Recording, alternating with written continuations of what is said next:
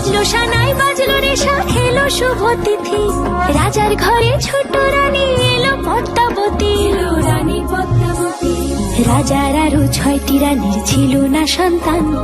পদ্মাবতীর কোলালোতে মিলল সমাধান বছর যেতে জন্ম নিল 7 ছেলে 1 মেয়ে হয় খুশির আকাশ হঠাৎ কালো মেঘে গেল ছেয়ে হিংসেতে যায় জ্বলে পুড়ে বাকি 6টি রানী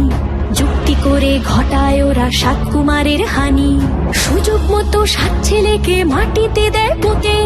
বাঁচে একা পারুল ওরা পায় না তাকে ছুতে ধাইমা বাঁচায় সেই মেয়েকে বড় করে তোলে 7 ভাইকে পায় যে পারুল 7টি চাপা ফুলে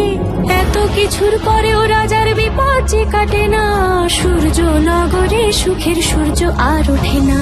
হিংসা বিবাদ বিচ্ছেদ আর প্রেমের কাহিনীতে পারুল বোন কি পারবে 7 ভাই চম্পাকে জাগাতে